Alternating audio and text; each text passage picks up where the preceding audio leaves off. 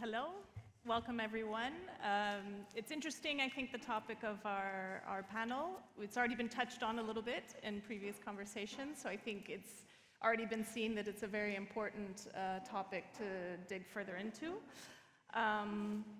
As I've already been introduced, I'll go a little bit deeper into who we have here up on the stage with us before going into our questions. Sara really is a pivotal figure in terms of emerging design and fashion, as well as sustainability.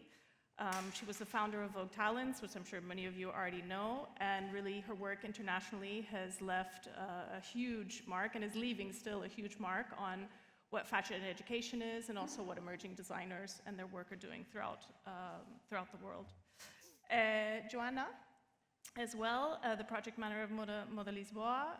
There's some many strategic projects that are occurring as part of Moda Lisboa, and lots of different partnerships with the European Fashion Alliance, and as well with different universities, including IED, the university where I work. We have participated several editions. Anna, we have here, is the director of Vogue College, a journalist specialized in film, fashion, and lifestyle, a publisher author of several different books, and then now with a long experience in fashion education as well. And Ainhoa, the trustee of the Spanish Fashion Academy, who brings over 20 years of international experience and really focusing so much on kind of strategic business leadership and then academic roles. So I think we have a really great panel, and let's get into the questions. So I'd like to start, Sara, with a question starting off with you. When we talk about the role of new generations in European fashion today, what's actually changing? Well, hello everyone.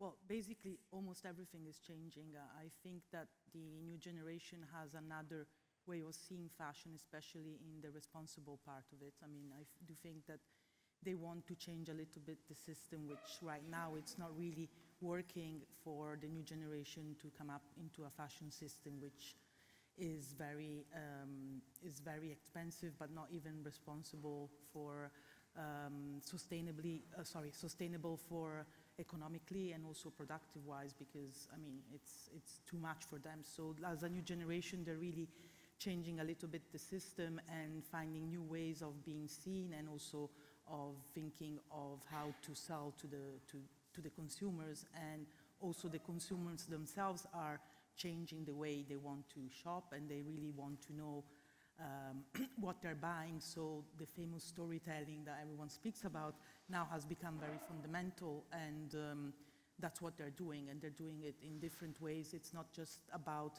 building a brand anymore, but it's more of projects and doing different ways, because building a brand right now, it's very, very difficult. So there's different ways of doing projects which do not need to follow the system of fashion shows, retailers, or showrooms, but they are finding other ways to do it. So I think, especially in the last, I would say, 5 years, there has been a big change in the way they see fashion in the future.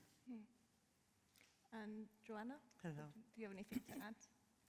No, I agree. I think for a new generation of designers, it's quite difficult, as the system of fashion is changing so much, and in a way, the old system of the old traditional system of seasonal collections and seasonal way of selling, it's all changing. So in a way, I think designers have to find a way of getting attention, but also getting surrounded by a strong community that can help them get to different target groups, to convey the message that's strong, that's unique, that's authentic.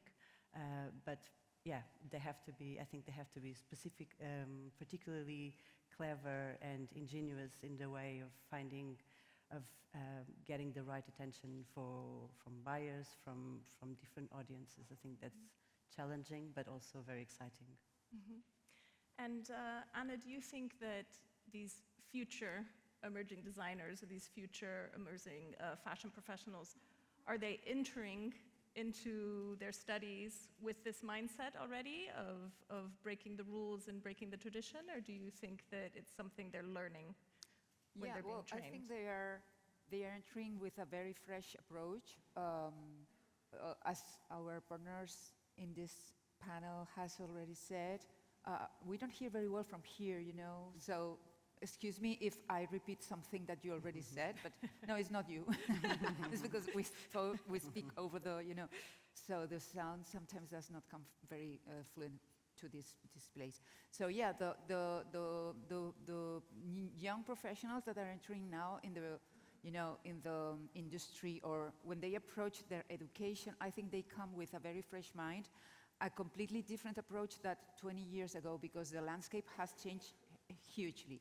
So for me, social media and the channels have changed completely the approach consumers and also designers and all the people in the industry. So sometimes they lack of, well, I guess that as an old lady should say so, because we always think that the past was different, but I think that now sometimes they lack of solid, you know,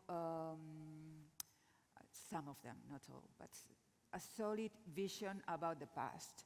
And social media is conforming another present that's very interesting, and it's very dynamic, it's completely different. And that has changed the way that the new designers and the new people that's entering in the industry approach to it. So, well, it's different, it's not worse, it's not better, it's a completely different landscape and a different approach. And I think that us, from the education sector, we need to consider that and start to change things and change programs to give them the opportunity to, you know, to fulfill the needs of this industry that has completely changed. And thinking about this solid vision of a past, and maybe linking it to crafts and tradition, which have also been talked about today, I know that, you know, that's something that also your work with the, you know, the training and the looking at how people learn these traditions and how people learn these crafts, and it's been mentioned today as well, maybe people aren't thinking about studying pattern making, or they aren't thinking about studying being a seamstress. What do you think we could do with that? Do you agree that there's a lack of interest in that, and that we need to focus more? Probably there is a lack of interest motivated by a lack of visibility. Because as fashion professionals, we have to make this craft talent, which is all the people surrounding and studio, which is not necessarily a fashion designer anymore, pattern makers, developers of materials, embroiders, modelists. All these people are invisible, and probably because we overexposed the designers. So I think it's somehow also our responsibility to make these invisible people that are so linked to the collections and is so linked to the image and so linked to the product much more visible, as in the past, in the ceramics, you know, the artisan used to put their names, or in the wedding dresses sometimes they would put the name of the Swiss that made it, just to make that more visible. For me, it's an obsession, and I think it's a very interesting topic. How can we put them into value first? Because as Pepa was saying, a lot of people is undervaluating this kind of craft, and secondly, make all this education, let's say, in a higher level than what it is today. In a higher level, meaning that it's not only studied as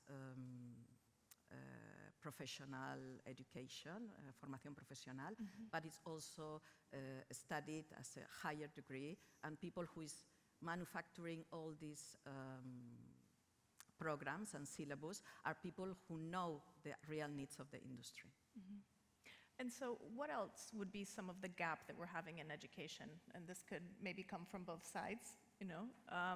We've talked about the craft or these sorts of skills, but are there other places where education also is not filling the gap of the needs of the industry?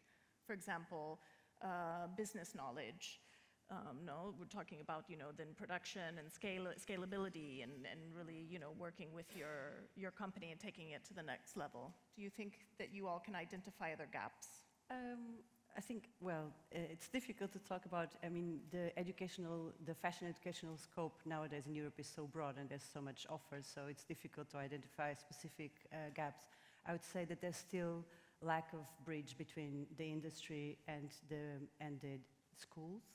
And I feel more and more schools are committed to establish that bridge, but it's difficult because companies and industry, they have difficult timetables, and it's difficult to get young students to go in the companies and really learn in depth to resolve the gaps that exist.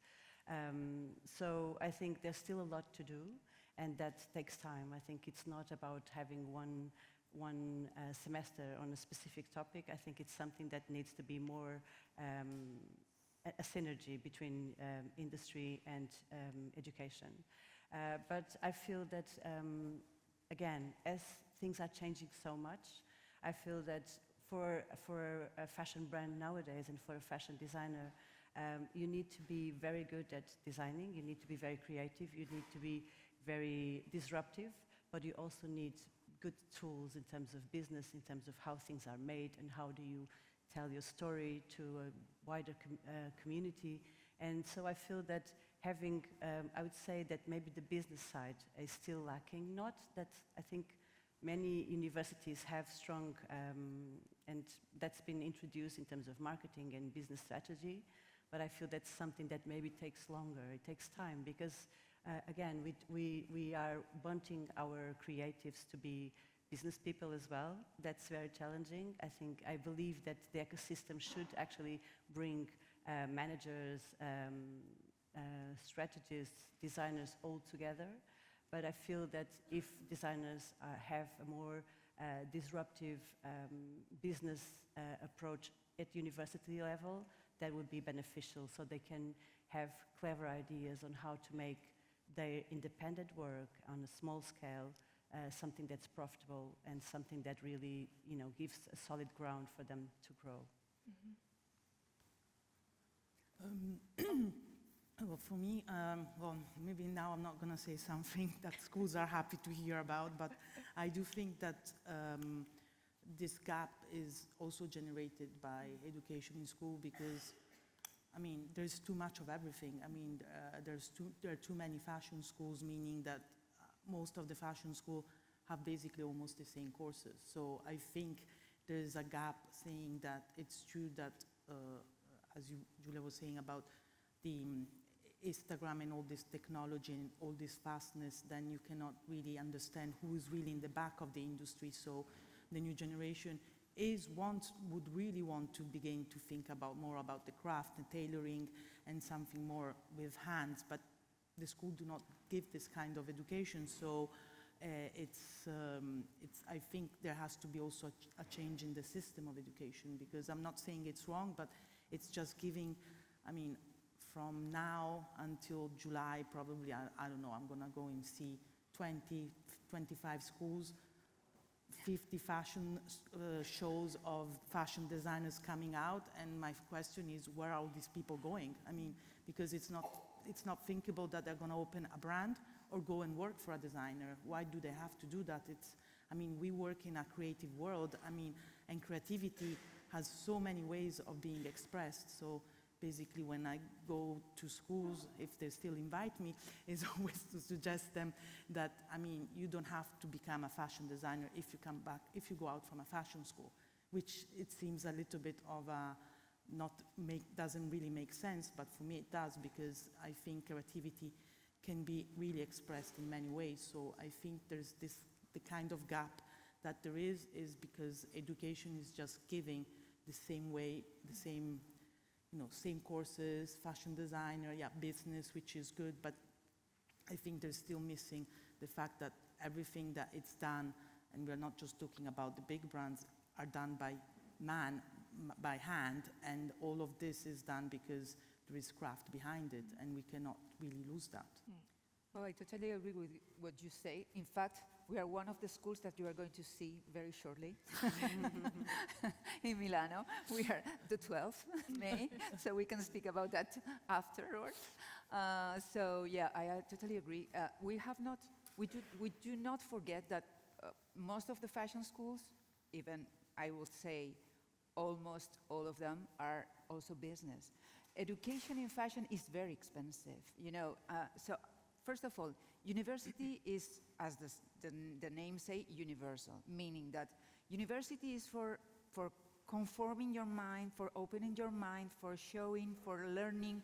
It is not, I think that if you want to do a very specific thing to be educated on, you should go to other path, meaning that, well, as far as we consider, we learn how to start your path, meaning you know, notions about designing, notions about business, because fashion designers in Spain have a very, I don't know if Ainhoa would agree with me, but we have a lot of talent here in Spain, but the talent fades a little bit on the time because there's no, you know, at the end there's no the business, the strategical part on the education, on the career of these designers. So we give them, you know, these notions about fashion design, about strategic decisions, about how to build a brand, how to communicate your brand, how to sell your brand. But you have to choose. This is, you know, a universal university. If you want to be the best, you know, pattern maker, or this is not our business. This is some other kind of school that I think that in Spain, because we are here, we have excellent people who do craftsmanship for everything, for shoes, for bags, for clothes, but we lack of how to put that in value to make students choose this path. So, well, there's a lot of, you know, we have a lot of things to do from now on if we want to, as Ainhoa said, make this shine and make people want to embrace one of these also careers that you could be a lot of things in fashion, not only a fashion designer. Mm-hmm. Did you want to add something? Yeah.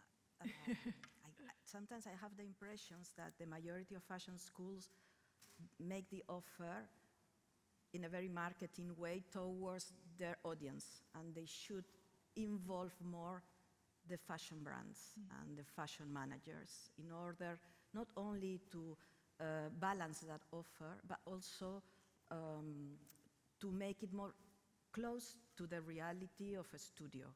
And in the reality of a studio, there is a mix of a lot of different profiles. There is the designer, there is what I call the craft talent, people around the designers, but there are also product developers that we are lacking and we cannot find, collection merchandisers that many brands, they don't even know what it is, and it's critical in order to make a product and a business. So to me, it should be more balanced if maybe the management of the brands and the designers and the founders of the brands are more involved into understanding what it is the real need of the industry, because there is a great paradox now that we have a large amount of designers coming out of fashion schools, and there are many roles in fashion that they are not covered. We cannot find. Can I add something to you? Of course. No, we as a, you know, as a fashion school is a fashion school, but we do communications in fashion, etc., etc. We try to do that, but it is very difficult. For instance, merchandisers. We all know that is absolutely a need. They come many often from consulting firms, you know, because in fashion, people who comes here are not very fond of Excel and these kind of things that are necessary. So we try to get close to the industry, but it's very difficult because the brands are not very welcoming, you know, when you arrive with a bunch of 30 students to, well, we are trying now to do this, to be very close to the industry, and it's very difficult, even with, I don't know. I guess that St. Martin's have an easier approach, but we have a very, very nice name, Vogue, and it's not always very easy, you know, to have, to be very close to the industry, to give our students the opportunity to do internships, to learn from the inside, you know, all of these things that what is to be a merchandiser or how to manage stocks and a lot of things. It's very difficult sometimes for us. You know, several years ago, we had a student at our university who, at the same time, studied the undergraduate in fashion design and also did an undergraduate degree in business, which is obviously very unlikely to find a person who wants to do 2 undergraduate degrees and with such distinct pathways at the same time. But when she finished, she was very well prepared to start her brand. Of course. But so if in fashion universities we're kind of over-indexed on creativity and lacking these business and technical skills, is it possible to find a balance without having everything just becoming very diluted? Oh, me. What do you think? Yeah, well, I pass to my colleagues. I have spoken too much. I think you can. I think in talking about what Sara was mentioning about the more craftsmanship in terms of, I think definitely we have a problem of having too many fashion design courses. But having said that, for instance, in Portugal we have several technical learning programs, and they are very good, they are very skilled. But I think sometimes the challenging of bringing students to these areas are they are very technical, they feel very uncreative, and they feel very repetitive. There's also a challenge with wages. So all of this wrapped in a package, it doesn't feel very appealing. When someone is interested when a young person is interested in fashion, normally they're interested in design or in business. If they want on the profit perspective or if they're creative, that's design. And I still think that learning fashion takes a really long time. And nowadays we have shorter courses, which makes sense, but it does take a long time. You need to really immerse yourself in culture, in having all these different references, knowledge from before, technical skills. So it does take time. And I feel that fashion design as a course, it still makes sense in the perspective that really gives you a framework that you can think, and then you can specialize on different things. So I would say that maybe the solution can be having a strong creative quorum base of your course, and then a lot of different specialty streams that where you can get in-depth knowledge. I think the technical skills definitely are very needed, but you need to capture the right profiles for them, and it's not something that you can just catch from. I think it's very difficult to get someone who's just someone who's interested in fashion to just go to a very specific technical. Even if we're talking about merchandising, I think it's very specific. I think you need, first of all, you need to have a good perspective of what fashion is, and what about, what does it mean to create fashion in different languages, and then you can specify on something.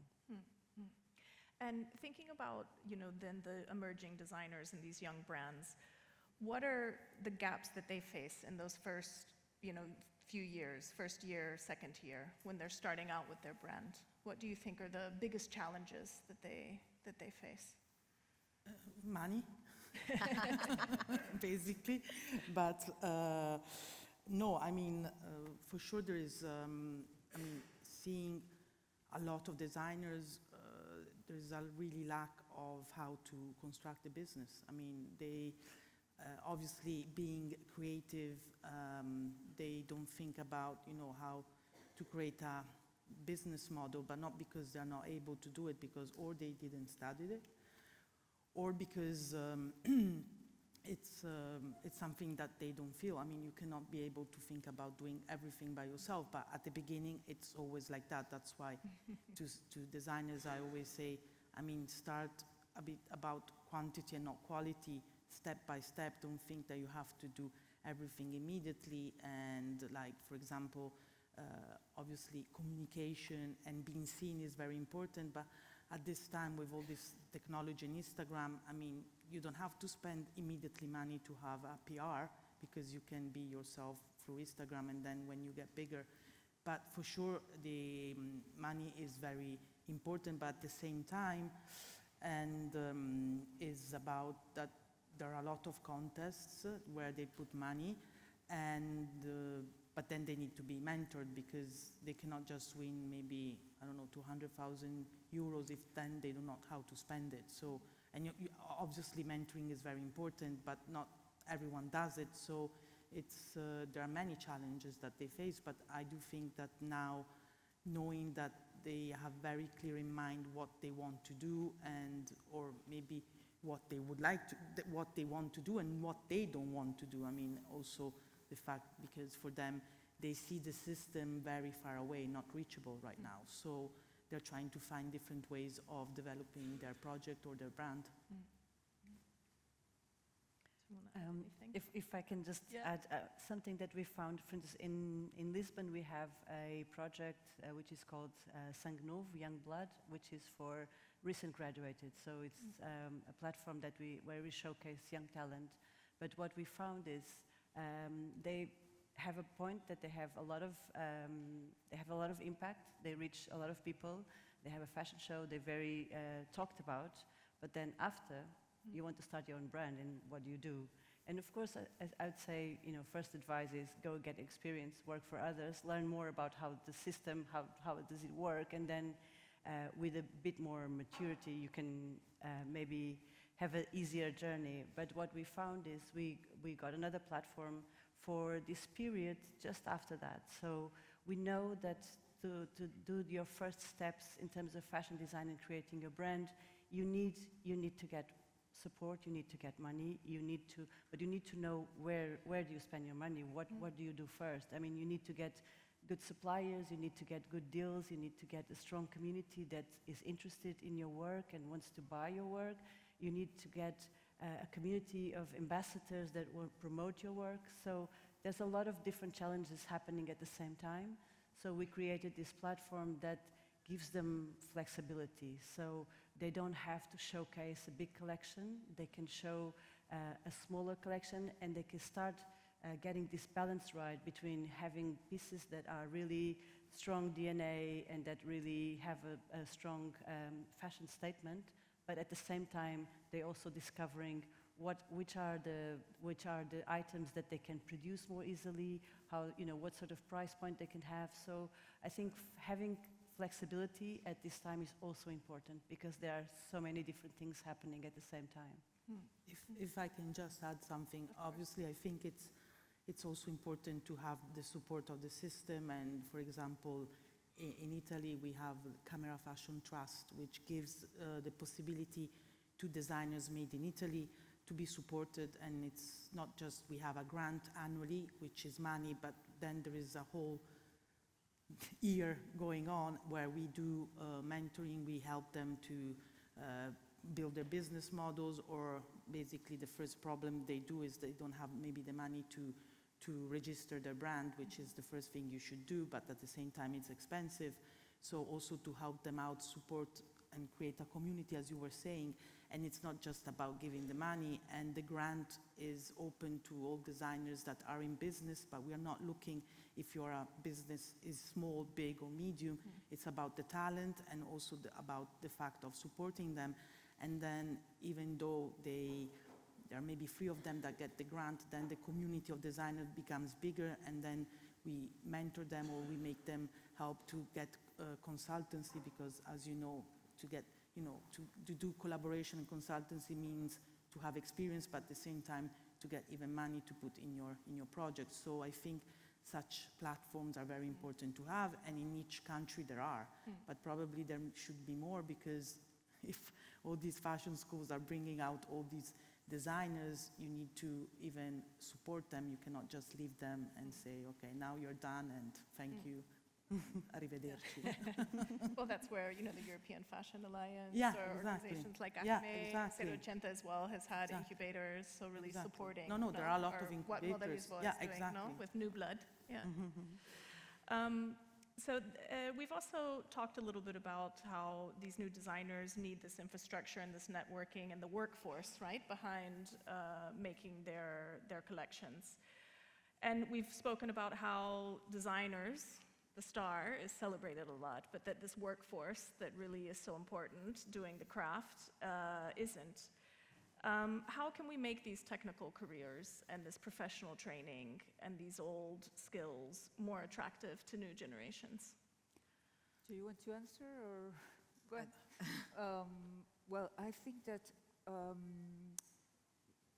here we have tried, I think that Ainhoa was very right before when she said that the focus is almost all the time put on the designers, you know, like these big stars that we all know, and these last years that it has been like musical chairs, one changing to one brand to the other and suddenly disappearing. So it's a star system that we have, and it is regularly fulfilled with other faces. And we don't put enough focus on the people that have, well, the little hands that are behind the scenes. Mm-hmm. So that's, first of all, that I think that is already said, and it is very true. Apart from that, I think that on our side, on the education field, we also need to do something, because we need to do attractive to the younger generations to discover, because they don't know all the things that are behind that could be interesting for them. So that's for us to say. As I said, also, it's very expensive to do that, and it's complicated because we have to think about it already. We thought with some people how to do that, because it's necessary. Here in Spain, Portugal, in Italy, France, we have excellent people that do these things that are losing. They are going to be lost because nobody takes the next generation. So we should find a way to do schools that bring down to a first, to the focus, that it is interesting, that it is rewarding, that is creative, and that you can make your living with this very well if you do it right. So that's a thing. And I think that also, as you know, is already said, that we need some support from the institutions, because it is so complicated and I think even expensive, because it's not local. You can have like a central school, but after you need to put the students with the people who does that, and sometimes it's not all the people in, Madrid, Barcelona, or Milano, or Lisbon. It is in a small village in Andalusia, where is the best person who does, where all the leather goods. Exactly, the leather goods they are all done in Ubrique or around, and you have to put the students there, in pension, like. So we need to have like a network of small spots where putting the students, support from the authority, from the government, support from institutions, because if not, I think that for a private group of schools, it is too complicated, too expensive. But I mean that in the part of the craftsman, for the crafts and etc. Other things that should to be also learned. There are other paths, but I'm focused particularly in that because it is something that interests me a lot. So Bouncing on what Anna is saying, to me is mandatory from the European point of view to protect the craft. ASAP, because there's a big generation of crafted people, not designers, that they're not going to be a long time there to teach. I don't know, I'm thinking loudly here. AI probably can help us register the knowledge. I don't know. There are many ways, to capture what they know in a way that it is not lost in the next decade, and in the way that it's transmitted to new generations. And to me, mentoring programs are essential. In the way that big corporations are doing for management, I would say it's the same. A senior person linked with someone who is interested in that, and developing the love and the passion that you develop when you meet these people. They're passionate for what they do. Sometimes even more than designers. So developing this love is what is when you are in contact with the fabric, when you have a challenge to develop a certain shape and all that, and you can see that people, it's in their own creative way of, the contribution to fashion. So, to me, I would say is knowing where this knowledge is now in Europe, making kind of an inventory of craft, leather goods in Ubrique.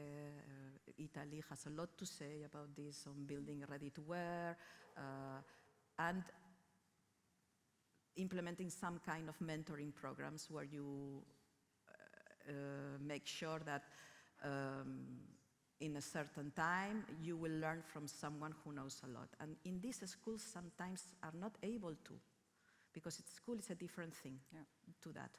So there is a need for a different kind of education. Yeah. Well, the French have their own system. They protect very much the art et métier. I don't know the situation in Italy or in Portugal. In Spain, we don't. We have tried to do some, things. I think that in the future, if somebody has, the push to do it, it is a very interesting thing to do, and I hope that it will be done because it is absolutely necessary. Okay, and thinking about these next 5 to 10 years, what should fashion education in Europe be looking like? What changes should be made if we're really wanting to support this next generation of designers? This is a question for all of you, so it's a big one. Should I start again? Well, I think that's a very difficult, challenging question. I think education should be more immersive. I think that's definitely something that me as a student I would look for.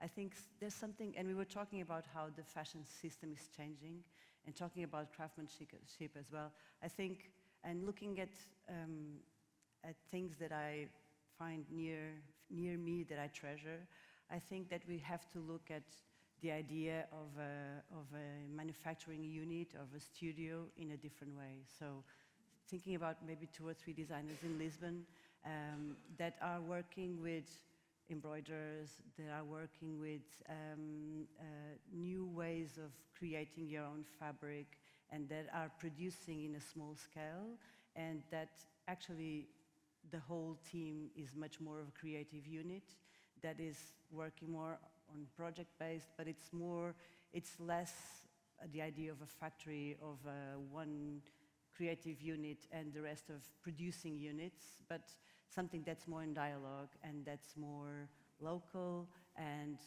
has a more of a unique perspective on how to make things, how to involve the whole ecosystem. And I feel that we are still lacking that. Of course, in terms of business, when we make things and when we create things, then you need to make quantities, get them out there in the market, make money out of it. And we have to find a way of making fashion, making profit out of fashion and out of employing people in fashion in different ways, more balanced and more equal in a way. Maybe what I'm saying is too out there. So my point is, I think the system that we have is still old. I don't think we have changed at that level. I think we need to find different ways of creating and producing fashion, smaller, more local, and I think education is part of that. We know that we are surrounded by too much product, too many things, too many brands, too many garments being made every day. So we need to treasure fashion in a different way and create it in more of an experimental and more reinforcing the experience side of fashion and making it stronger as a statement. And that doesn't mean producing product in big scales. That means thinking fashion in different ways, and maybe the outcome is not a collection to be showcased in a shop and shown in a fashion show.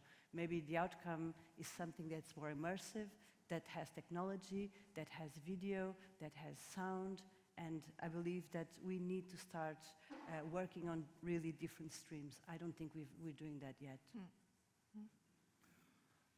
Well, I totally agree, because I think for sure it has to become more experiential. I mean, because the fact that, I mean, in Italy there are schools dedicated to craft, but the thing is that the new generation doesn't want, probably no one would really want to study in school and just study craft and that, because, I mean, it could become repetitive, but at the same time, I think a school really needs to give a 360 degree of what's gonna face in fashion, so not to subdivide so much in segments, because if I'm a student and I do a 3-year fashion design course, I mean, it's not possible that I don't have even the chance to think about of making a bag or I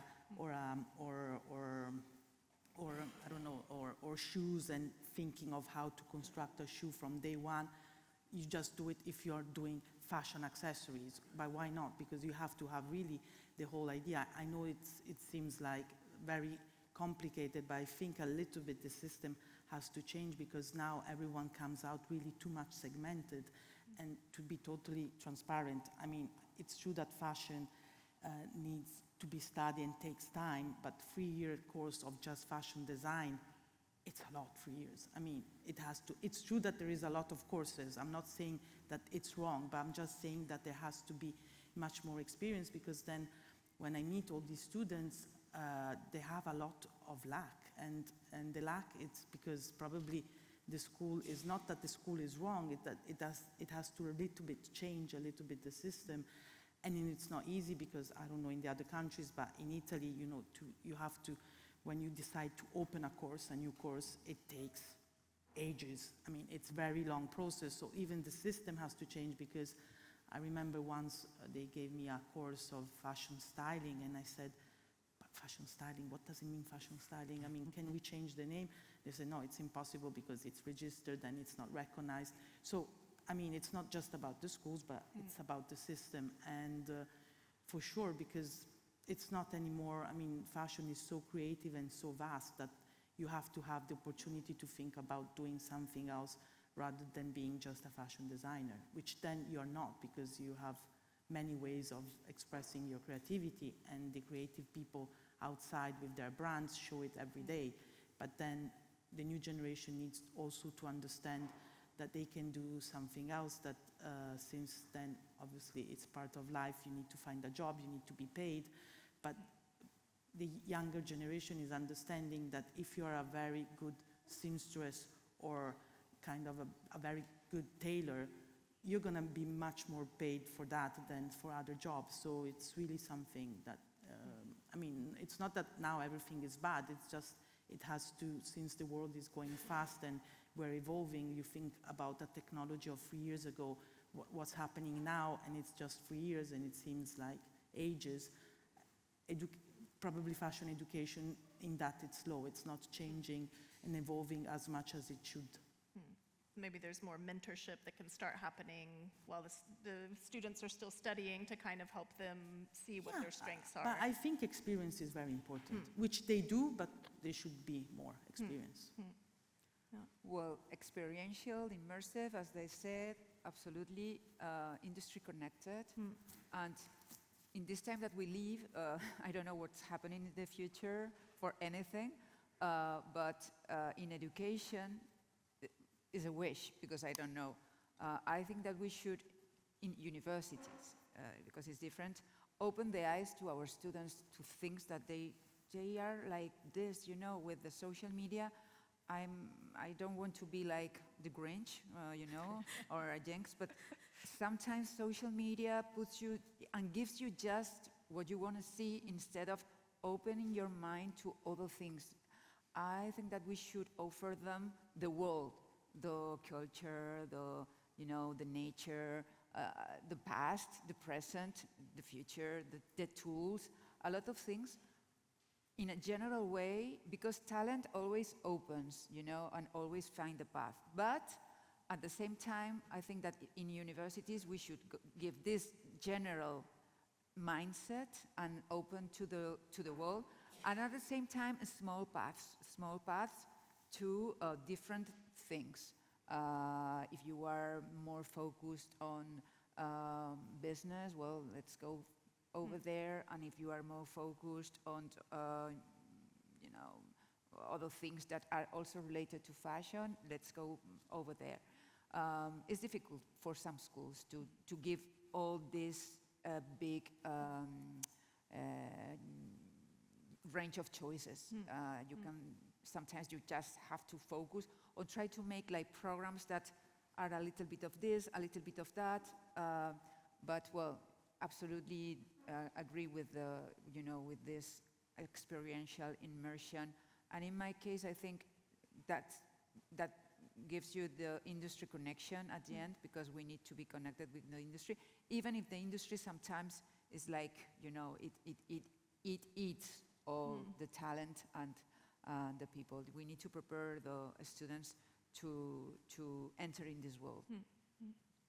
I agree with what Anna and the rest of the panel said about the future. And I would say, just to summarize a bit, reinforce those platforms that they're definitely working for new emerging talent, reinforce the mentoring programs, and if I could say, make it more as a studio works, no? As if you go in a big company, how it's, the interactions between technical people, material developers, embroideries, all these métiers, or all these craft working around the product, and make that visible to, to the new generation. So I don't know if that could be in the school, or it should be in that following, step, because probably, but there must be a way that we can build that for Europe, because it's legitimate. It's, very much of the conversation in the morning was why Europe was leading this, and it's very much related to the craft, and the craft is rooted to the culture in Europe, so we are legitimate, so we should be able to find the means. And if I can just add something else, I mean, education has to be more inclusive. I mean, to do You touched on what my final question sorry. was going to be. Okay. Because no one has mentioned sustainability, inclusion, decolonization. These are all kind of, key topics within education and educational programs, but they haven't come out until now at the very end. No, I mean, they have to be more inclusive. I mean, to go and study in a fashion school, I mean, you have to have a lot of money. I mean, and I think it doesn't happen in the other universities, and as you were saying before, university is universal, and it's not universal. I mean, because to study in a fashion school, it's extremely expensive, and so, I mean, it's not my job. I'm not in that side of education, of the side of the schools, but I mean, it's way too expensive. It's not sustainable economically, but it doesn't even, you cannot even understand. And sometimes when, the students goes to their family and say, I want to study fashion. Well, before, maybe in my generation, they were saying, you want to study fashion means that you don't want to study, because not studying fashion is studying nothing. That was a little bit the idea. Now it changed, but now the second response is, it's too expensive, you cannot go and study fashion. Sarah, you know that it is very expensive to give this education. So I absolutely agree that we need to be more inclusive, all of the schools, and we are trying, for instance, to get some, I don't know which is the system in Italy, but I know in Spain, or you are in a public university that is very inclusive, because it's not very expensive. Just if you are studying, you are not working, so you need to have your parents or whoever paying for your food and your housing. But in the private schools, also we try to do like scholarships and connecting with the industry, because it's an industry that is very important, that moves a lot of money. No, no, but I'm not saying they already do it, the fashion schools. I'm just saying that, I mean, this is something which is not really my take, but I think there has to be a solution, because then, to be totally transparent, when you go, or I go, and they ask me to do master classes or something, I mean, I go to school, it's not about the money, because for me it's a pleasure, but when they propose you how much they pay you, it's very low, which I'm saying, I'm not criticizing, I'm just saying that it has to be a balance, because education cannot be a luxury. Education has to be access to everyone. So that's, which I'm not saying totally free, because you have to understand the value of it, but most of the designers nowadays, and it always happened, but they build a project and they have to work to do their work. Yeah. Because if they don't work, they don't have the money. So they have a double job. They work because they want to do their work. So there's something, Yeah. no. But no, what I mean is that I think that if the industry, were more conscious about how important it is to open their doors in a way to the students, sometimes it's very difficult not only to show what they do, because I know we all are very busy, the people are very busy in these brands with all of these collections that are never ending. There is a lot of pressure in this industry to have profits, etc., etc. So it is very difficult to have access to these brands, to share with the students part of their knowledge. It is complicated. And on top of that, it would be great if we could have a bigger participation, having scholarships for talented students, for being more inclusive. That's one of in my wish list, is one of the things that I really would like to achieve, before retiring, having like some of good students that are allowed to go to these schools, thanks to the generosity of the industry, in a way, because of the public sector. In Spain, you could be a lawyer, you could be a doctor, but it is difficult to be, to have fashion studies if you go to a public university. It's not something that it is very much into this system. Maybe it was considered in the past something frivolous, but it is completely, outdated. This is one of the most important industries. Is culture. Is a lot of things that should be included in the programs of the I think universities that are for all.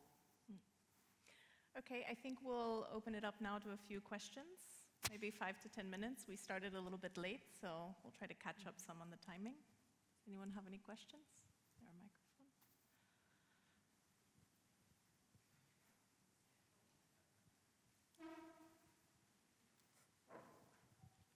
Hello, thanks to everyone. Sounds super interesting, but somehow I think that we are playing like a little crazy game, because it seems that in education, in fashion, we are relating that the importance is about fashion designer. And as Joanna will state, is that there are a lot of little hands and passionate hearts and creative brains around it. So we have the crafts, we have the artisans, we have the filmmakers, we have the art directors. So why doesn't the main or the top fashion schools, when you are doing the marketing, why don't you talk about these other roles? And why are you just presenting that you can become the new Galliano? No, there's a lot of opportunities to do. So I think it is just look at ourselves. I had also the chance to personally live the experience of Moda Lisboa. And Joanna, you can correct me, but I truly love the ecosystem they have developed, because they all work together. So the schools are connected with the investors, with the authorities. They know where are the main providers of fabrics. They also, the producers of fabrics, they allow students to buy small meters. So here is somehow that, yes, we are here, but this is my market, so this is Madrid, this is Barcelona, and I mean that we are super, I mean that this is, we have an amazing crown and we can do a lot of amazing things, but you know, we are talking, but just have to think about that there's more roles and more other things to do about fashion. So what do you think? Thank you. I'm not sure if I Wants got to answer. I didn't understand the question correctly, sorry. Well, I guess that you were, the sound, I repeat myself, but the sound is complicated. You're asking about why we don't, in the schools, put more programs for like craftsmen. And also elevate the relevance of all these people that are working around fashion. But it seems that we are talking about that we are just fashion designers and there are a lot of stuff to do. And I think that if you can elevate all the roles, the entire roles that are into fashion, I mean that you can also provide more good connections into all the whole industry.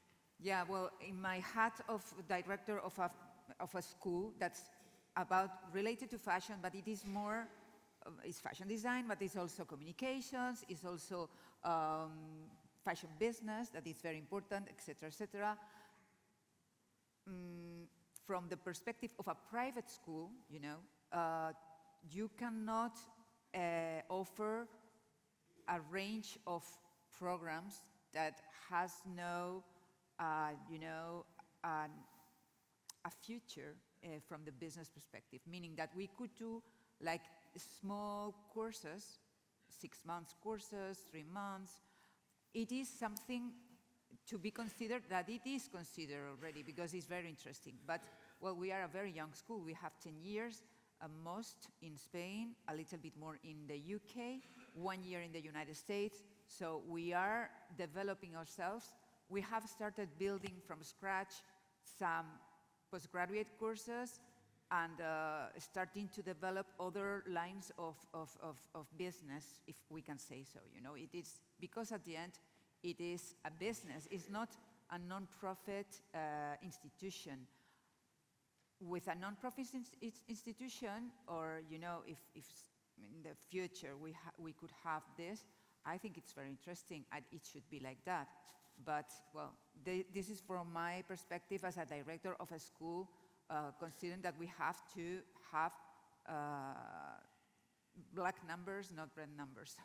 This is the... Also, I think an important element to add is the officiality of the programs. Yes, absolutely. So that's another element that was added in with the change to Plan Bologna and having all of the undergraduate courses become official, which was new to Spain, not to other European countries. And so with that also, you have certain limitations, or there's certain things that you can do or can't do.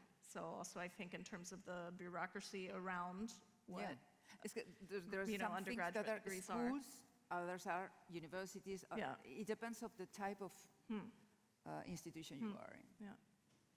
There was another question, I think, here.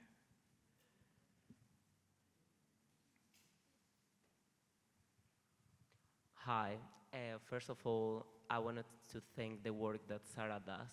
Like, I'm a big fan. You're doing great. Literally saving the whole fashion world for emerging talent.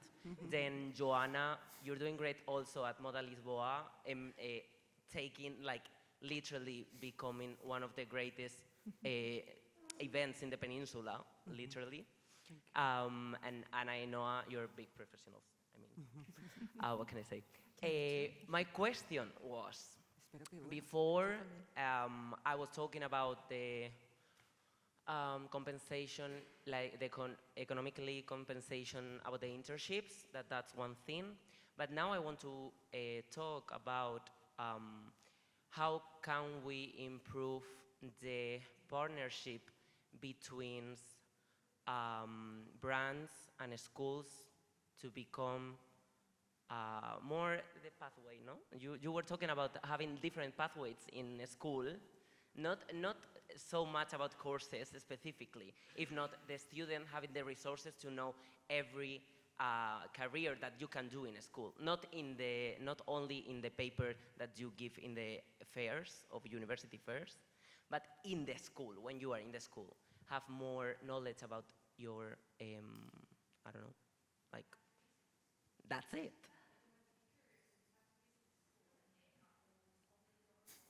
That's it. That's it. But for me, in Spain specifically, would you say that the final collections and works that the students do are proposed to let them have a better curriculum, a CV, or are just plainly, I don't know, a fun project, you know? I think it lacks the school in Spain professionalization in the way we do our final works in the university. Because for example, in Italy, one friend studied in Academia de la Moda, and in Academia de la Moda, in the master degree, they do a partnership with Falconi and with, how you say, Max Mara and all of that, and they present projects to each of these brands to let them know your talent, and then afterwards the master, they say, okay, I want you in my, and they go against each other to fight for the better students. Here in Spain, I think there's a lack of that, and I don't know why. What do you guys think? Well, Should we answer? I mean, I think I'm also at a university, just like Anna. I think it's very difficult to generalize, to say here in Spain, this is what happens. Obviously, there's schools where it could happen or where it doesn't. I know IED as a school and as a network, so not just here in Spain, but also in Italy, work a lot with special projects with brands and trying to bring an industry and having the students have that sort of experience. I think it's impossible to think that one brand is going to come into a graduating class of 65 and do a special project and then hire 50% of them. I mean, maybe they would hire one of them. So I think it's important to really activate each student and help them understand what they like to do and then what their strengths are, and then help them be prepared to go after what they want. I think the fashion industry works a little bit in the opposite direction, and that the person needs to really be able to find their path. So that's something that we work on doing, is empowering students to being able to do that. well, to add something, we schools try to do that, what you said, of course, but we have, I don't want to look like I hate social media, etc., etc. All the contrary, sometimes it's a great opportunity. You know, now, it is very democratic. Everyone can showcase their work thanks to this new landscape we live in, thanks to the digital world. So we have seen a lot of small brands that have started, and after, well, some of them continue to grow, others vanished, but there's a lot of opportunities out there if you communicate well, if you show what you do. Now the world is bigger than just to show to some experts, you know, some brand people that come from some important brands. You can show you have a lot of opportunities for students and for everyone. And we have to thank to this new digital world for that. So that's, you know, an asset that all students have.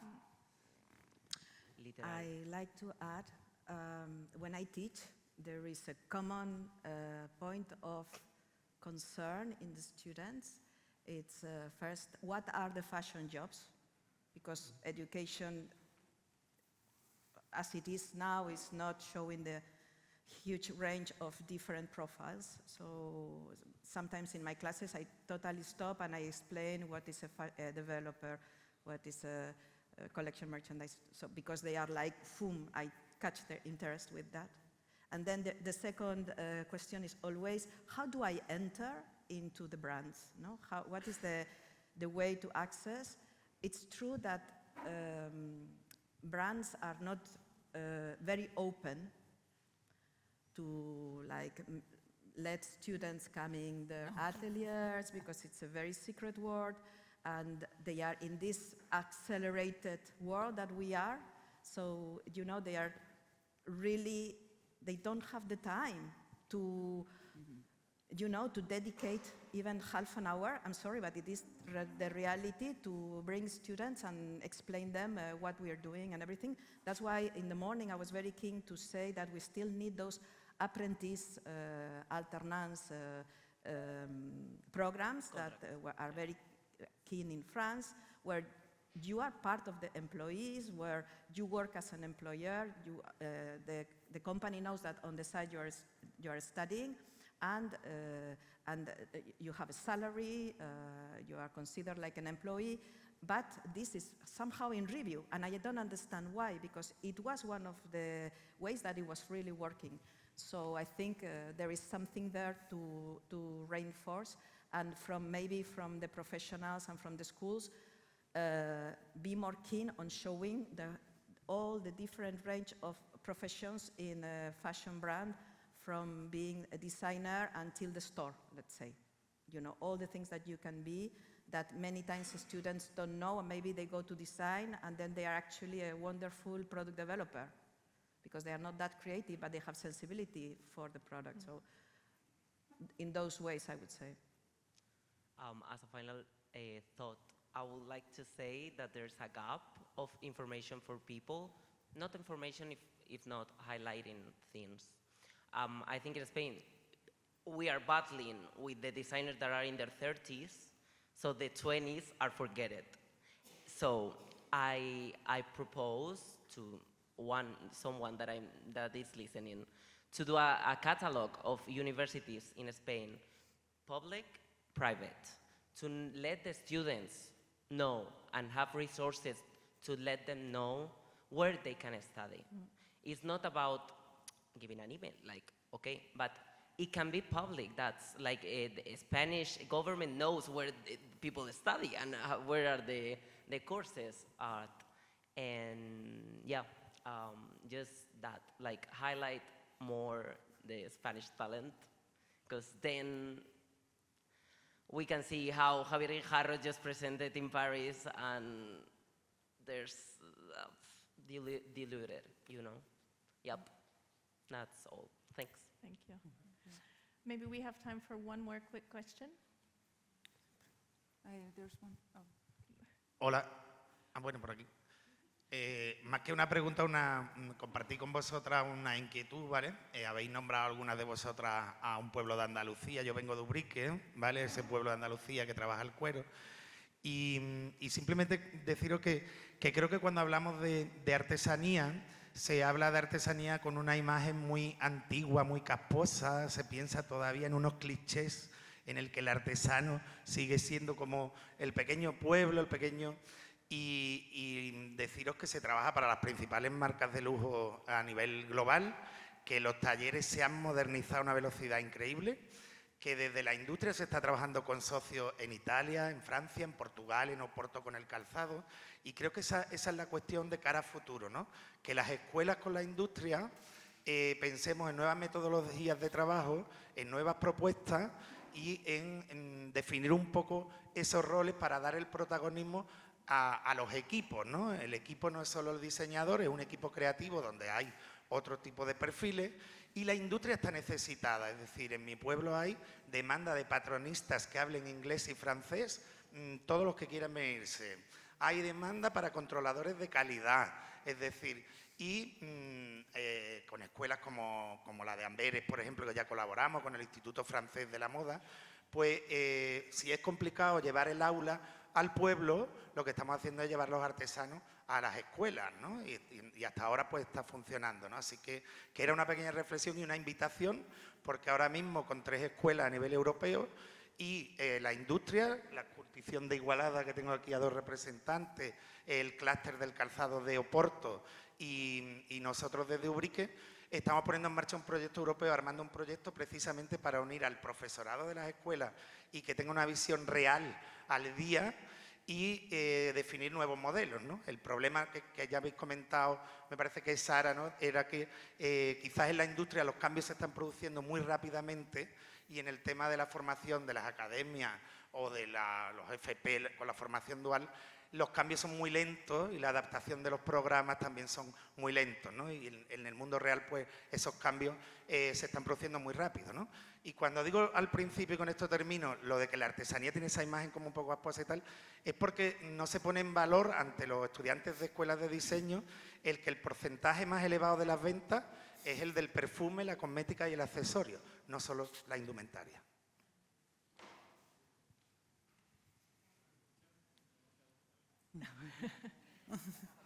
I think this might be the last one, just based on the time. Yeah, sorry. I have a question, a really question.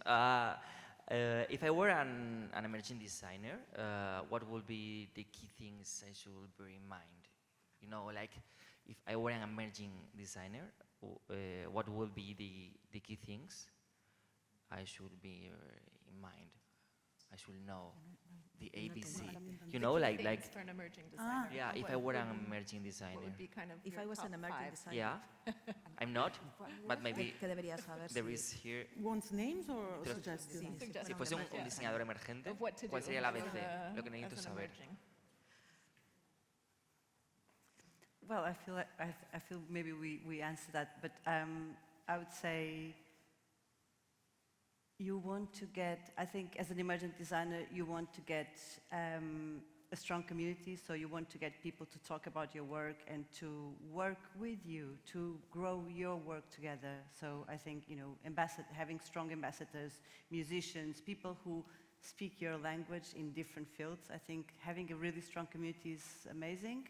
I think having a strong community of producers, people who are your ecosystem of your brand, and also finding your customers. So I think sometimes emergent designers are so focused on being creative and unique that they forget the part. So I think we mentioned that previously, maybe just on the surface, but finding retailers, but finding your community through social media, through online, finding people who really understand what you're doing and want to buy your work. I think that's the key to start. I would add also the business side, go and sell. You know, go and sell. I mean, even if it's via Instagram, to made to order, there are many different ways to do that. It will give you like the good circle of what a client wants, and then what are the things I need to take into account in order, and not necessarily go and do a show the first thing. You know, it's more important, I think, nowadays to make the whole commercial circle once and understand that I have to put a price, that I have to go maybe in a little showroom to put some of my stuff, and then understand that how the full circle of the value chain works. And then maybe after you've learned that, go and do a show for a strategy that you have built. But to me, nowadays, it's not as directional as it used to be before to understand the whole circle, or at least I find that young generations, they are more open to this kind of jumping into the business side than maybe before, that it was like, you know, the distance of the creative and the business was huge, and now you need to kind of be a little entrepreneur from the beginning, and if you can surround yourself with people who will give you good advices in that sense. And last, like the business perspective, like being like a, you know, a little ant, meaning that if you have 5, spend 4. So not to be in debt from the beginning. And accessory things are that, accessory. You know, you don't have to have like an office. You don't have to have anything. Like your product, and to focus and to be very, very, very careful with the, you know, to develop your business. And well, what they said is all correct, but for me there's many suggestions, but one is fundamental, is your values. I mean, already life is a compromise. You cannot compromise your values, because if you lose your values, you're not going to go anywhere. So that's also very important, because the storytelling and what you wanna, the message you wanna give is what you really, I mean, you're doing the job that you really are keen to do, is your dream, but your values cannot be compromised. If not, you get lost. Great. Thank you all so much. I think there's a lot to think about. And now there's a break. Yeah. Thank you.